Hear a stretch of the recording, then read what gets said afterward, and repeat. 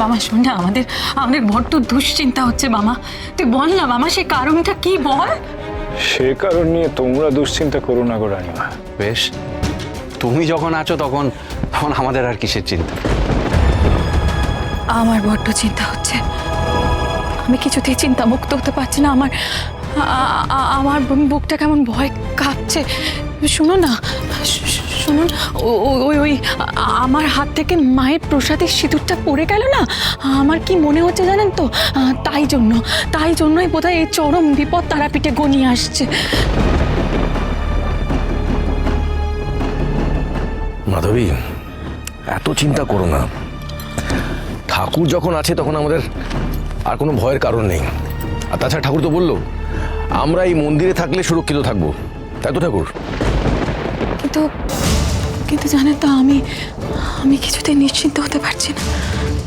বড় বৌঠান, এত চিন্তা করবেন না বড় বৌঠান। ঠাকুর তো আছে আমাদের সাথে, তাই না?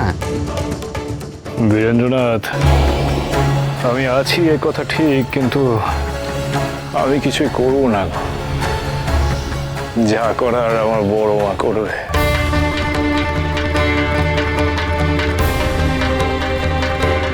আমি হলাম গিয়ে যন্ত্র, আর আমার মা হলো গিয়ে যন্ত্রী। মা আমায় যেমন চালায় আমি ঠিক তেমনি চলি। দেখো তো। হ্যাঁ বাবা ঠাকুর। সন্ধে বেটা, যা যা গিয়ে মায়ের সন্ধে পুজোর আয়োজন কর। ঠিক আছে, আমি যারা শোন শোন, সাথে মায়ের শীতলী ভোগেরও আয়োজন করবি। কেন বাবা ঠাকুর, এখনই কেন শীতলী ভোগের আয়োজন করবো? তুই শালা এত প্রশ্ন করিস না রে বেটা। আজ মায়ের সন্ধে পুজো এবং শীতলী ভোগ একসাথে হবে।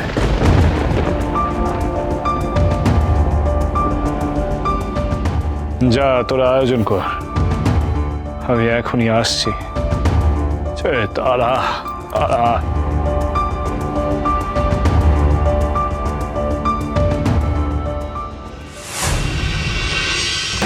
প্রণাম গুরুদেব। হে প্রভু, আজ আমার গুরু মন্ত্র জপ করার দিন। আপনাকে স্মরণ করে আমি গুরু মন্ত্র জপ করা শুরু করব। অখণ্ড মণ্ডলাকারং ব্যাপ্তং যেন চরাচরং তৎপদাং দর্শিতাং যেন তস্मै শ্রী গুরুভ্যৈ নমঃ। অজ্ঞান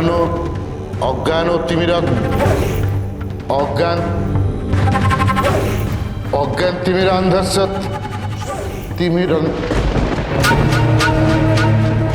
কি পরের শব্দটা মনে পড়ছে না কেন? এমন তো হওয়ার কথা নয়। না না না না, আমাকে আরেকবার চেষ্টা করতে হবে। অখণ্ড মণ্ডলাকারং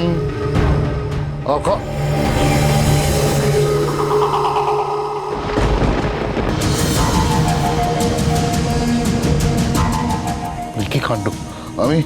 আমি গুরু মন্ত্র স্মরণ করতে পারছি না কেন? না না, হাল ছাড়লে চলবে না। আবার দেখি। অখণ্ড মণ্ডলাকারং ব্যাপ্তং যেন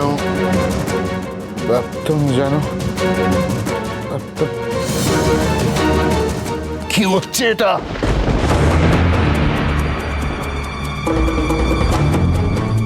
হে গুরুদেব, এ আমার কি অবস্থা হলো? আমি গুরু মন্ত্র স্মরণ করতে পারছি না কেন?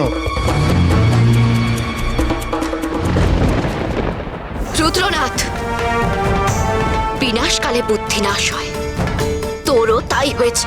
তুই ধর্মের পথ ছেড়ে অধর্ম পথকে আপন করেছিস। ভক্তির পথ ছেড়ে অসৎ পথে গেছিস তুই। যে বামা তোর মঙ্গল করেছিল, তুই তার সঙ্গ ত্যাগ করে ওই দুরাচারী অঘরেশ্বরের সঙ্গী হয়েছিস। এর ফল যে তোকে এই জীবনেই ভোগ করতে হবে, ভোগ করতেই হবে। কোনো শিষ্যের পাপের পথে যাত্রা যে কোনো সৎ গুরু মেনে নিতে পারে না, তাই তোর গুরু তোকে ছেড়ে চলে গেছে। এবার তোর চরম শিক্ষার প্রয়োজন রুদ্রনাথ। অখণ্ড মণ্ডলাকারং। হে গুরুদেব, আমি গুরু মন্ত্র মনে করতে পারছি না কেন? যে মন্ত্র আমার ঠোঁটস্থ ছিল, কণ্ঠস্থ ছিল, সেটা আমি মনে করে বলতে পারছি না কেন গুরুদেব? এমনটা কেন হচ্ছে?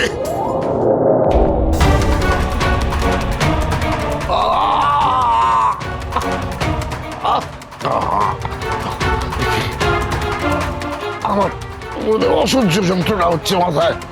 আমি আমি বুঝতে পারছি না, আমার কিচ্ছু মনে পড়ছে না।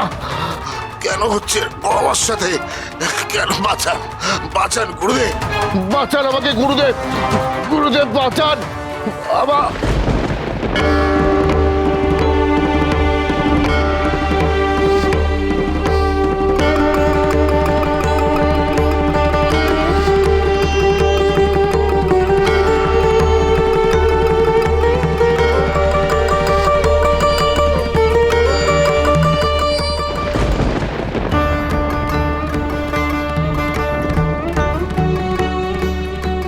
বামদেব ঠাকুর, আপনি?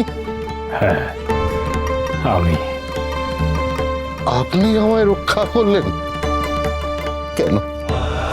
কেন বাঁচালেন আমাকে? আমি তো আপনার শত্রু।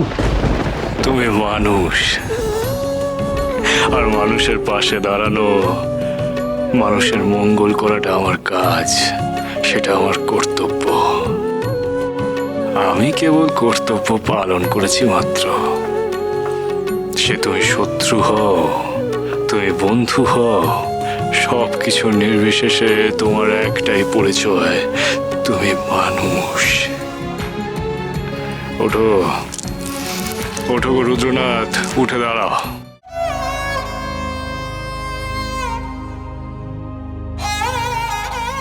কিন্তু আমি যে বারবার বারবার আপনার ক্ষতি করার চেষ্টা করেছি। আমার কারণে বহুবার আপনি মরতে মরতে বেঁচে গেছেন। ওই অঘোরেশ্বরের সঙ্গী হয়ে তারাপীঠ থেকে আপনাকে তাড়িয়ে দেওয়ার জন্য বহুবার বহুবার চেষ্টা করেছি আমি। তারপরেও আপনি আমায় এভাবে রক্ষা করে কৃপা করলেন। আপনি কেন? কেন বামদেব? এর অর্থ কি? এর কোনো জাগতিক অর্থ নেই গো রুদ্রনাথ। যা আছে তা হলো পারমার্থিক অর্থ। তুমি একবারও ভেবো না রুদ্রনাথ যে তোমার জীবন বাঁচিয়ে আমি তোমার সাহায্য নিয়ে নিজের কোনো স্বার্থ সিদ্ধি করতে চাইছি। তুমি এও ভেবো না যে তোমার জীবন আমি বাঁচিয়েছি বলে আমি তোমার থেকে কোনো প্রতিদান চাইছি। আমি এও জানি যে তুমি ওই শালা অঘোরেশ্বরের সঙ্গী।